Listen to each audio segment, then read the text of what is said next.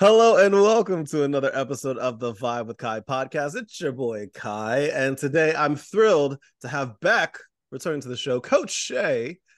Shea's journey from struggling with anxiety and seasonal depression to becoming a life coach is not just inspiring. Oh, that was great. I like the little thing. Not just inspiring, but it's also a testament of power and the power of positivity and thinking and dedicating your life to self-improvement. And today, Shea is here to share her wisdom on handling the stress of the holiday season. I think a lot of us go through that every single year. It is a time that's often filled with joy, but it also can be very anxiety induced for many of us out there. So with that said, Shea, welcome back to the show. How are you?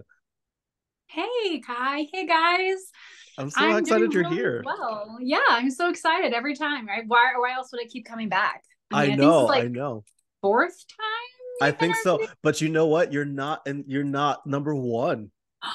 I know you're up there. I think you're definitely top five. I Okay. know. I know. Well, I need to There's been watch two. these people that have been interviewed more times than me because they must be amazing. There it's my what I think actually your number how many this is your third time you said? I think it's my fourth. Your fourth? Okay, then you would be number, I think you're number two or three.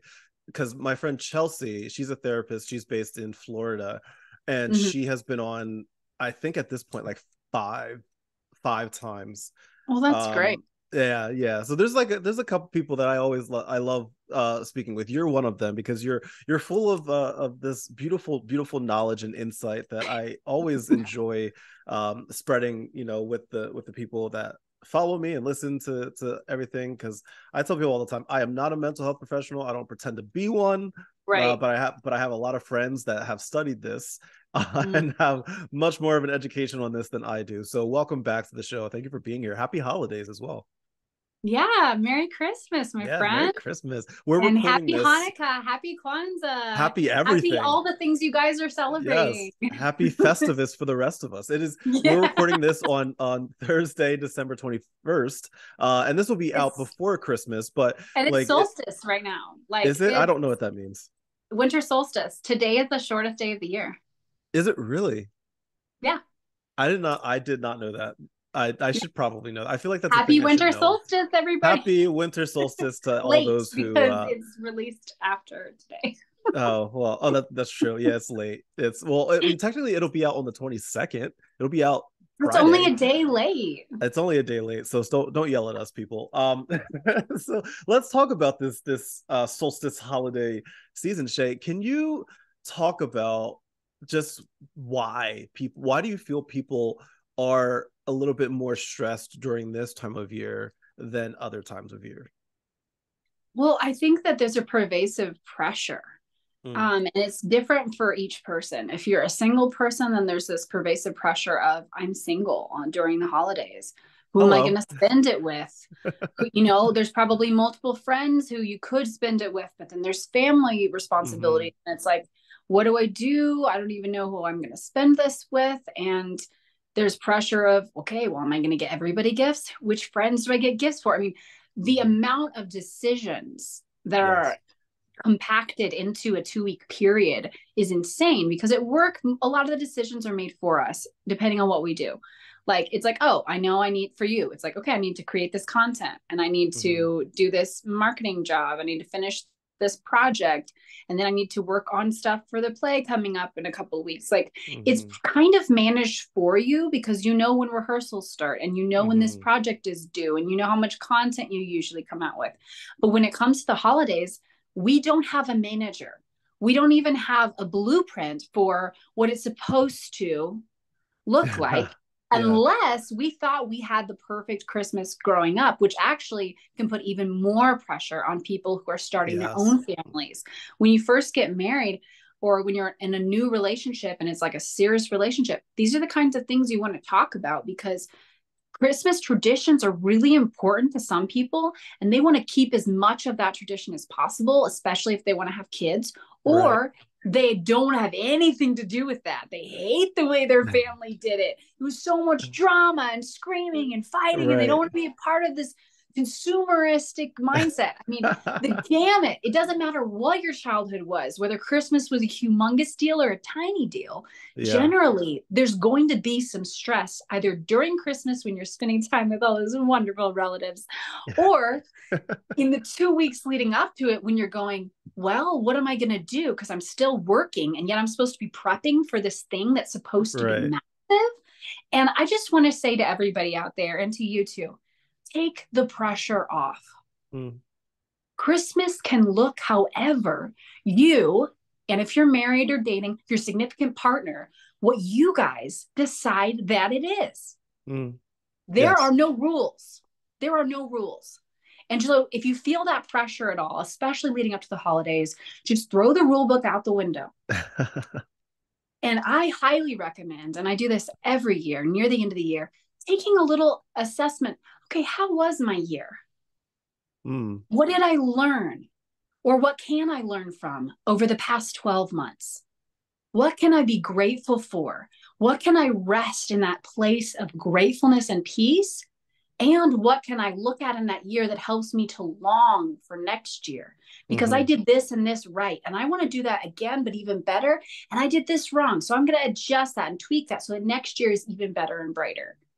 Right. So I Right. would say to go ahead and take that pause, to live in the moment, Right. and also to assess the year previous. And so that you can move into next year feeling like hopeful and happy. Right. Right. A lot of that can be a little easier said than done, right? Sometimes Mm, because like there's so much going on. Like I'm sure there's some people out there that are like, I would love to do that, but it's just hard because there's so many other circumstances, I guess, that come into play that yeah. make that difficult for the people that feel like they don't have that control in their Mm, life. What yeah. would you say to them? I'm going to push back because Mm-hmm. the framework of the question doesn't match my worldview, and Okay. so I would say if you feel that you don't have the time, it's because you're not prioritizing it and you Mm-hmm. don't think it's important. Okay. Which also means that you are not valuing your mental health right Mm. now in the moment or moving into next year. Because if you value your mental health, then you know that the best thing for you is learning, growing, and healing. And the only thing that can catalyst healing and growing and moving into the next season of your life is actually taking time to assess your current life Mm. and even your past for the year. You are stuck in a cycle that perpetuates busyness, worry, and drama. If you can't stop for 10 minutes and just Mm-hmm. rest in the moment. And I have all the excuses in the world not to do this, Kai. Mm-hmm. You know, I am married. I have 5 children. Yes, you heard me right. We are not a blended family. All 5 of them came out of my body. Right. There's only one dad, okay? Nuclear family is 8 people now, not just 7. Right. Because my husband and I and our 5 children live with my mother-in-law who's 82 years old. Right. I run my own business as a mental health professional. I life coach, Shea coaching. That's what I do for a job. And I get to set my own hours. So that definitely gives me some flexibility. And if I only Mm-hmm. have a few clients in a week, like before Christmas, it's a pretty light week for me. Mm-hmm. But on top of running my own business, I'm shopping for presents, I'm wrapping presents, I'm cleaning my house, I'm doing laundry for 7, I'm checking in on mom who was sick. Sometimes I vacuum for her. I'm checking on my husband at work to see how he's doing, checking in with his mental health so he doesn't get too overwhelmed or bogged down on nights Mm. like tonight, where the moment I finish making dinner, I'm running into a live with Kai. And he's Mm-hmm. on, like, he basically walked in the door from work and is immediately thrown into dad mode with 5 Right. little kids, and 2 or 3 of them that should help brushing their teeth you know Right. Right. Right. so all that being said, that's my life. If that's my life and that could be chaos and I have every excuse not to do this and I'm still doing it, you can do it too. That's fair. I definitely applaud you for that because that's a lot going on. And I think one of the things that pop up into my brain a lot with people, and a lot of people reach out to me about this, is the financial Yeah. aspect of it as well. Yeah. Like the financial aspect can be a big stressor Yeah. for people, Totally. for individuals, for family, for people that are going through financial struggles during the holiday season. What are your words for them? Be creative because, again, there's no rules. There does not have to be a stack of presents to the ceiling, and your kids will be too overwhelmed by that anyway. Mm-hmm. All that's going to be is a pile of trash if your kids are as rough on their toys as mine are. They'll play Right. with it, they'll love it for a week, 2 weeks, 3 months tops, and then they're over it. So why are you breaking your back and putting all this pressure on yourself to spend hundreds or even thousands of dollars on Christmas when that's not what they want? This is the secret, especially with kids. They don't want things. They want quality face-to-face time with you where there's not a screen in between. Whether they realize that or not, that's really what they need and often what they want. So if I get my kid a game that they can play with me and I have quality time built in there, along with having fun, giving words of encouragement as we're going through the game, and then we're, playing with each other. We might be some hazing, friendly hazing, like, seriously, dude, seriously, Mm-hmm. I'm gonna win. That's fun. And we can play that game over and over and over again and spend hours as a family having fun. That game might cost me $30. And I'd rather get them that than, four things that each cost $50 or $100 that make them go up to their room and stare at a screen to play. And I am buying my kids video games, so I'm not hating on video games. But my point is, you can get creative and have an even more special Christmas. I went Right. thrifting for some of my kids' presents this year. And I would do that even if I was super wealthy Right. because I don't want to spend a ton of money. Christmas is not about the objects. It's not about keeping the tradition that your parents had. It's about reinventing what family means to you and reinventing what your priorities can look like so that you can pause and enjoy yourself. And if you're, and this is for no matter what religion or beliefs you have about the holidays, if you have time off work, that's an opportunity to enjoy yourself, grow and heal and learn and have fun with those that you love. Can I push back just a little bit? Yeah, please Because do. question I like, love that. I love it. I'm very curious. So like, because I hear you when you say, I want to go back to the point where you're talking about, they don't want, like, they as in children don't want objects, and Well, that they you think they should. do. They think But they what do. if they? But what if they do? What if it is something that makes them happy? Like, what if it is like because I think it's I hesitate to.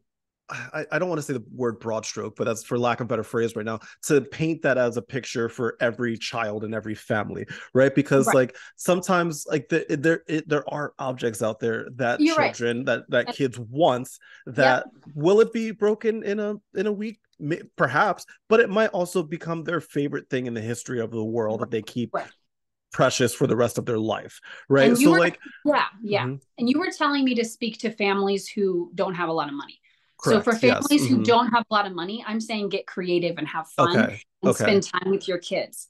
Now, yeah, if you have the money to get everything your kids want, just be selective because mm-hmm. it can be overwhelming and there is a sense of entitlement that Right, kids right. have if they never do chores and Mm. around the holidays, which mine don't do much chores around the holidays. And all they're doing is getting thrown toy after toy after toy. So Yeah, I guess what the real question is, what is true happiness? I don't think that true happiness for me or my husband or our kids is really going to come from just a thing. However, if that thing is something that they really want, and I knew that they really wanted it, and I cared enough to get that for them, that says more about our relationship than it does about the thing. okay, Does that okay, make sense? it does. And I'm thinking, And we I'm got my son a hoverboard. oh, Okay. cool, nice. And this was for a birthday that's already in the past. Mm-hmm. So if he hears me through the wall. Um, So but I shopped and shopped and I found one that was used because I figured there's probably a kid out there that got this and didn't Yeah, even use it. And I was right. I got a used one, and it was still a lot of money because those are expensive. And Mm-hmm. it was one of those things where it was like, okay, this is a bigger investment. This is a bigger thing than I usually buy Yeah. my kids for their birthday. It's closer to $100. And I knew that that kid, this was special, and that he would Yeah. use the heck out of that thing, and it was just the right thing. And so I Right. got it for him, and it's been 2 years, and he still uses it sometimes. Nice. Mm-hmm. It's not broken because I made sure it was a good one, and Right. you know what I mean, though. Yeah. Like it can be Yeah. a really special thing, and I'm not saying never buy your kids nice things, Right. but my point is, If you're tight for what money.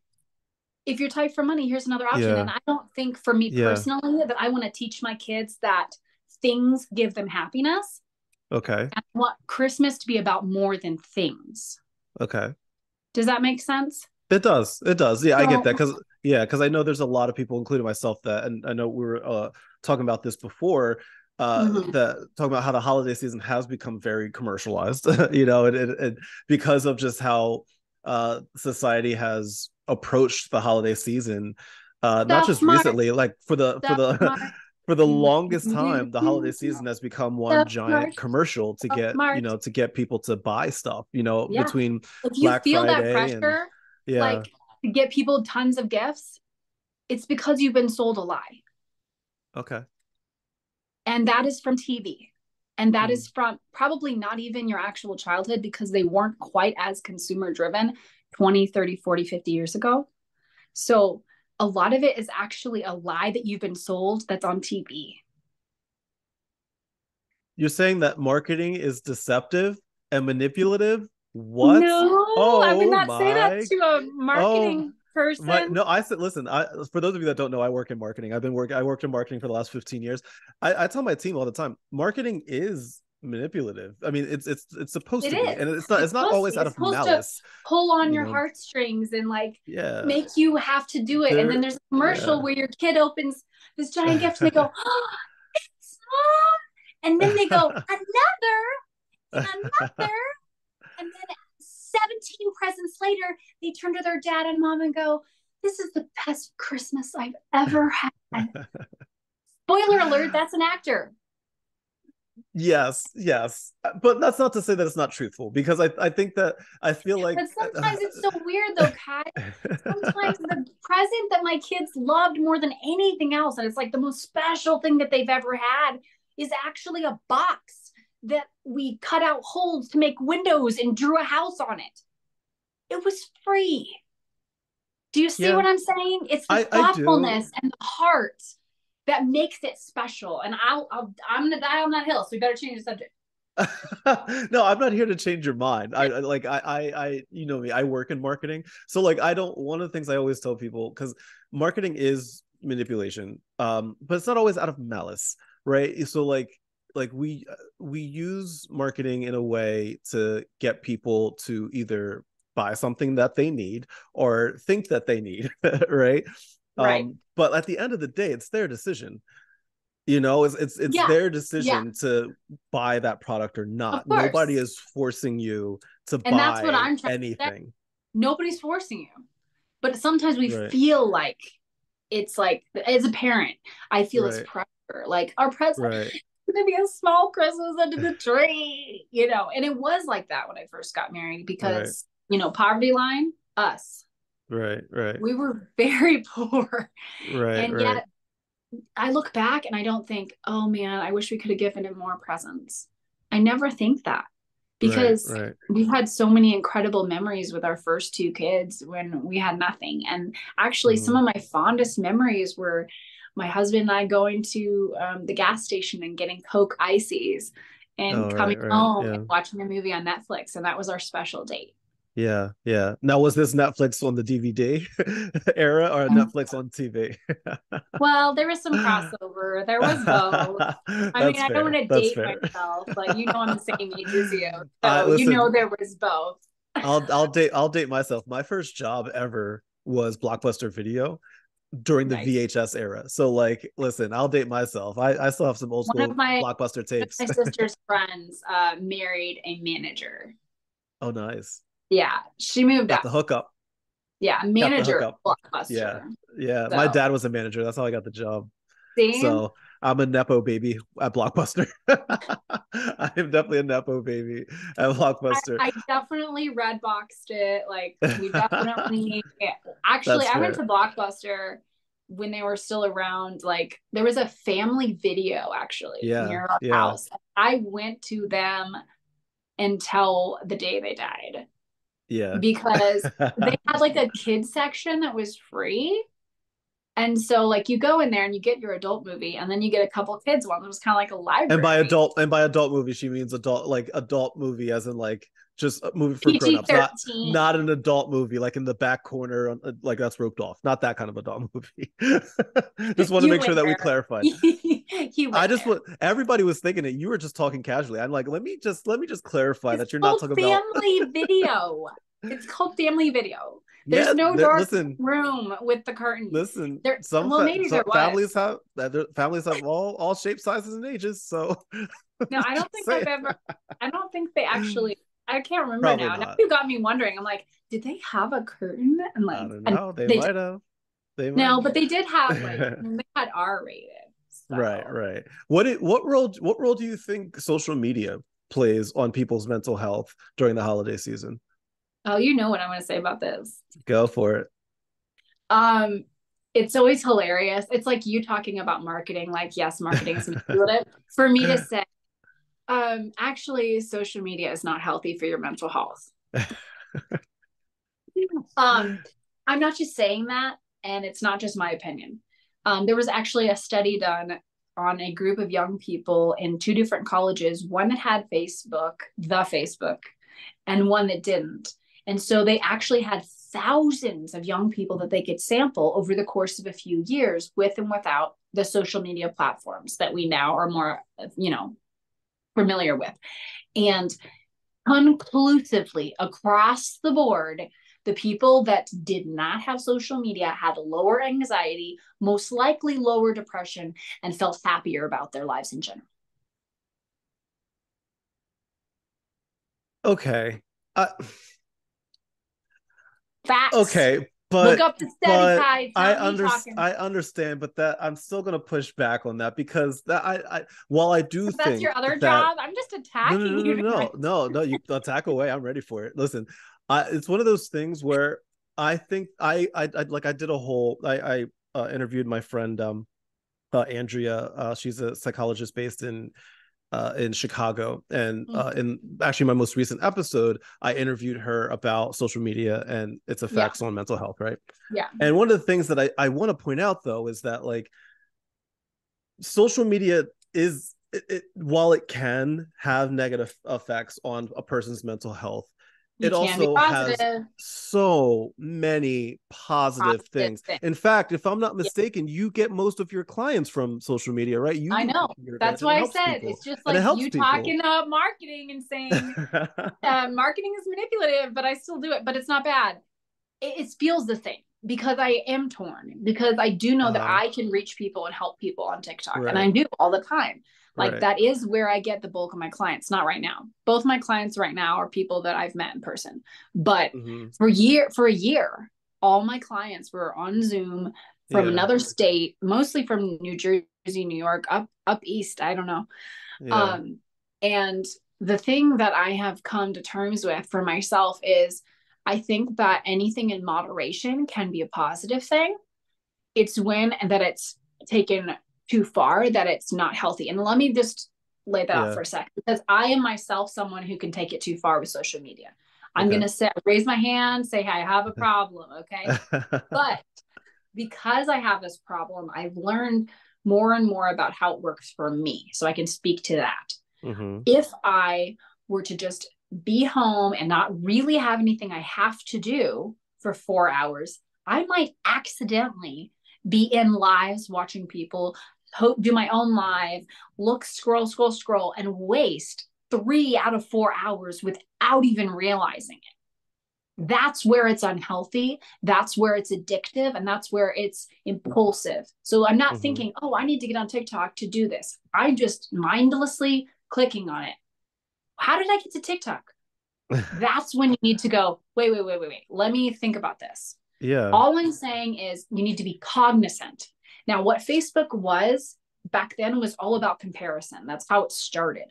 So like if you're using an app to compare yourself to other people in their lives, get off social media and delete it. Even if you never hear me again, I will tell you that. Because if you're just comparing and judging yourself, that's never going to make you happy.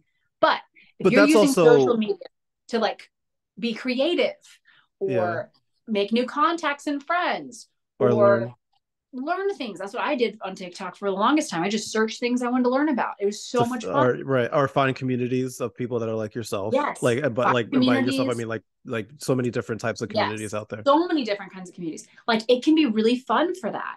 But what I found in my own life is if I don't put limits and parameters on that time, I Mm-hmm. miss out on seeing people face to face. And that is something that causes anxiety. Because if you are not used to talking to someone in person and meeting their eye contact and talking to them, and that becomes further and further and further and further removed from your real life, that becomes an anxiety starter. So if I'm Okay. so comfortable talking to you on the screen and that's what I mostly do, that becomes my comfort zone and that becomes my default and that becomes Is my that a life. bad thing? Is that a bad thing? I'm not going to say it's a bad thing, but I want you to be cognizant of it. If Yeah. that's your whole life, is that what you want your whole life to be? Because if you're cool with that and that's your whole life and you don't ever see friends in person and you never can hug someone or touch someone and that's Yeah. okay with you, that's your choice. Right. Right. For me personally, I want to keep my virtual world to less than 2 hours a day. Oh, bless your heart. I wish I could do that. I can't. I have I I just I have can't. I have high goals. Yeah. Now that doesn't include my writing because my Mm, writing is in front of a screen, but it's just me and the computer. I'm not talking to sure. anybody else. Sure. Sure. So there you go. That's fair. That's fair. I think, yeah, I think that I mean any medium, whether it's social media, TV, movies, music, Yeah. any kind of Yeah. communication Yeah. it And I can could be stream all day too, harmful. right? I Right, get right. addicted and I'm watching six And episodes in a row and then right. I'm like, oh shoot, oh And we my can gosh, also it's 5 hours later. self-sabotage. We can also Like we self-sabotage. Like it is like there's I so want many. relationships, I want friends. Sure. And then Yeah. I'm sitting for 12 hours in front of the TV. No, I don't really want friends or relationships, or I would be trying to make them. What I really Right. want is to just be lazy and check out because I feel anxiety and I might need a Mhm. life coach to help coach me through this anxiety so that I'm not afraid to talk to people again. Because Right. most of us talked to people when we were in high school. There was already a form. You just show up and you're there and there's people there and you're not trying. But more and more people are working from home. They're part remote, they're part at home, they're more isolated if they do computer work. And then we forget, oh my gosh, I have no social life. And it can get depressing and lonely, but it doesn't have to be. And so a Right. lot of my clients, I'm just trying to teach them how to socialize again. Right. Right.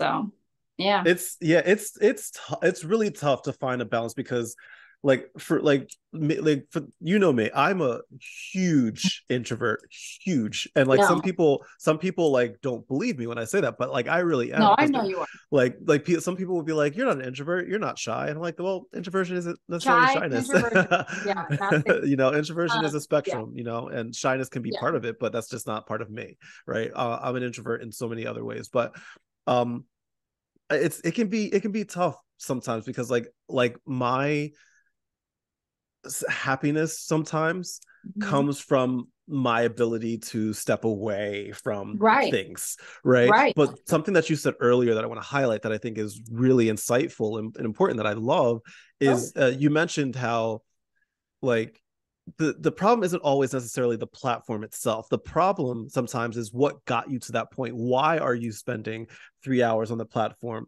What is making you, you know, not want or do that instead of going to do something else? For me, well, it's like it's reading, everybody has different reasons. You you know, like know, some people find comfort in it, some people, you know, whatever it may be. But yeah. what is the reason behind your choice to Mhm. do that? That is where people Mhm. should be like legitimately focused on Yeah. because And I can like tell you, mhm. like, my unhealthy reason. Mm, You ready for me to get deep here? I'm ready. Let's do it. I've come down. My husband, like 3 months ago, was like, I think there's something else to you getting on TikTok. I think there's something else there that you're feeding. Mm, I don't think it's just your business. And I okay. was like, and it kind of hit me funny. And I was like, oh, I think you might be right. Yeah. So I mulled over this, for weeks at a time. I'm kind of in the back of the mind, I'm not like constantly thinking about it, but it kept coming around and I'm going, yeah, what is it about TikTok that keeps drawing me back in a way that isn't my choice? It doesn't feel like it's my choice. It feels like it's just automatic. Right. And it is natural for me. I am a natural communicator. This is easy for me. Public speaking doesn't scare me. Like it's fun. Mm-hmm. However, I'm going like, what is this? And within the last few weeks, I came to the realization that it's my ego. Mm. And You're it saying it is, feeds your ego. yes, because I am making a difference. Did you hear Okay. that? But it's an I am statement, Mm-hmm. which puts me in the driver's seat of my ego and hero complex. I'm feeding the hero complex. Mm. And the hero complex is actually a curse because whenever I take that on, that I'm the hero, then I have to be the hero. And if Mm. I can't, then I feel empty. Do you see what I'm talking about? Interesting. Okay. So people that Interesting. have this hero complex thing and feel like they have to save the day for people in their life and they have to come to the rescue and they need to help everybody, it's not because those people need them. Right. It's because they need it. And I've Interesting. been working really hard on these boundaries things. So I've Yeah. gotten pretty good at it. And I love it with clients because they know when the session is, they know when it ends, they give me the money, it's over, and it's good. Instead of having these drama filled relationships with friends who are pulling and pulling and pulling from me and never Mm-hmm. get. That's not healthy. And I don't do that anymore. Right. Friends that are like that, I might see them once or twice a year because I know now that's not my friend that I want. That's someone that was feeding my ego because they needed me. Sure. Sure. Interesting. Okay. That's very admirable of you to come to that conclusion and admit that to the world to It, hear. yeah, and it wasn't me that came to the conclusion on myself by myself. It was first my husband kind of going, wait. And then actually, if I'm totally honest with you, it was Mm-hmm. God. But Mm. you know that I have like a super strong faith and it's central to my life. And Christmas for me is about a lot of things, but it's about celebrating the birth of Jesus. And I think it's like 30, 40, 50%, something like that of the United States. That's Christmas. They at least mention Jesus or might go to church or something, Mm-hmm. not crazy. A lot of us are like, yeah, Christmas is about baby Jesus. Mm. Um, but for me, it's all year round. It's intense. It's a close communicative relationship with Mm. the Holy Spirit. And he leads me and tells me what to say and do sometimes because that's the kind of communion that I want to have. Not Mm-hmm. everybody wants that. I get it. I'm not a pushy person. I'm not a judgy person. But as far as me and my house, I'm not in the driver's seat anymore. I'm a really fun passenger and I get to not have the pressure of life in the same way Mm-hmm. because yes, I'm making my own decisions and doing all that. But I don't have to make it up. I don't have to make the rules and set the parameters. I get to follow someone who already did it. Right. Right. That I love that. That's amazing. I have two more questions for you. As we bring things down here. Again, thank you so much for sitting and chatting with me here. Number one, and number two, anybody that is interested in learning more about Coach Shea and how she can help you, I'm including all of her information in the notes of this podcast, so you can just click and go visit her website, go follow her on social media because she offers some really really cool things. I love the hearts. For those of you I that know it's can't see pretty it, cool. for those of you that are listening, there are hearts that took over the screen, and I love it. I'm doing that heart hand thing, and then Yes, hearts like pop out of the heart yes, hand, and I it's love it. So my penultimate question is this: what are your thoughts on New Year's resolutions? And like as we head into the new year, what are your thoughts on New Year's resolutions? I think that they're crap, and that's Pop off, Queen. Go because ahead. I mean, that's a sound bite. There you go. Yeah. Um, no, it's been proven over the decades that New Year's resolutions are usually broken within the first month, if not Hmm. two. Most people don't keep them. Hmm. But I think part of that's because they're well intentioned, but not realistic. Mm-hmm. So instead of making a broad statement like, I'm never going to get tipsy ever again, or I'm going to lose 20 pounds in 6 months, or whatever, start gradual and stack your habits. Mm. So, what I'm saying is, you brush your teeth every day, Twice a day. twice a day. So, Mm-hmm. that's an easy habit stacker. Mm-hmm. So, you want to grow in self awareness. So when you brush your teeth, right after you brush your teeth, you say, how are you doing, Kai? You look at yourself in the mirror and you say, Mm-hmm. how are you? And then you close your eyes because you're an introvert and you don't want to look at anybody. And you say, how are you doing in here? Now, what's funny is I tell people to do this differently if they're an extrovert versus an introvert. And I'm serious. Fair. And an introvert doesn't really want to see another face right now. They want to process internally to Mm-hmm. recharge. And so brushing your teeth, when you the next time you pick up your toothbrush, you're probably going to think of me. You're brushing, and then you're going, oh yeah, Coach Shea said, how, what did she say? Oh yeah, how am I doing? Spit. Yeah. And then just add that to your brushing your teeth, stack a habit. That's a realistic New Year's resolution that if you write Yeah. it on your mirror, that's another trick with those dry erase markers. Right. Who are you, Kai? Question Do I mark. do I do I ask that question like before flossing, after mouthwash? Like at what point in the teeth cleaning process does that come into play? At the very end? At the very I'll be beginning? In real the with you, middle? Kai. This is really personal, and I'm not comfortable telling you where this question should be. Oh man. But for me, it would be thinking about it during and asking it after. Fair enough.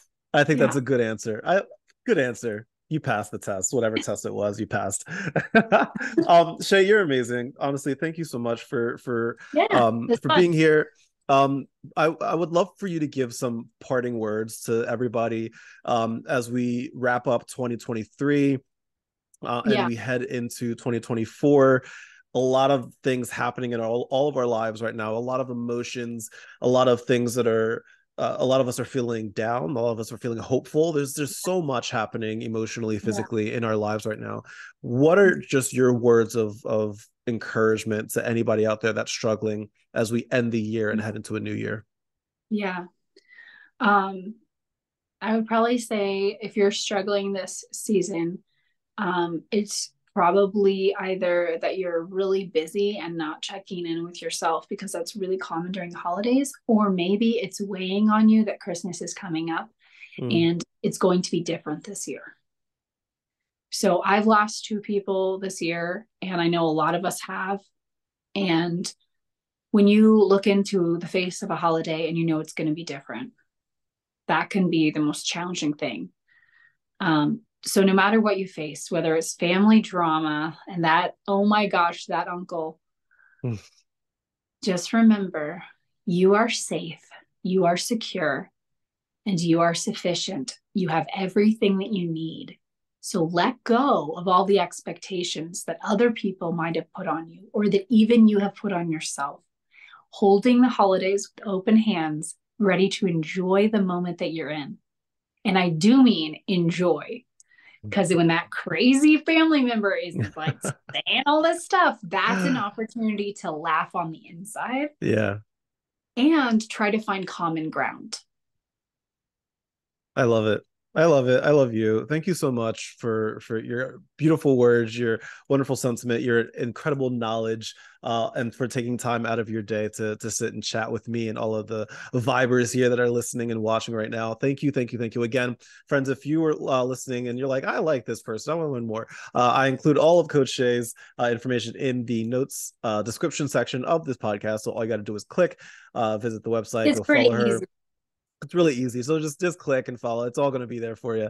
And to everybody, honestly, I wish you the happiest of holidays. I wish you Merry Christmas, Happy Hanukkah, Merry Kwanzaa, Happy Festivus for the rest of us. Whatever it is that you celebrate as we head into this in the middle of this holiday season, I hope that you have a safe and wonderful time.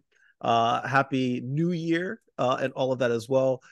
Thank you, Shea, for joining me. Thank you, everybody, for watching and for listening. As always, much love, good vibes, and I'll talk to you later. Bye. See you later.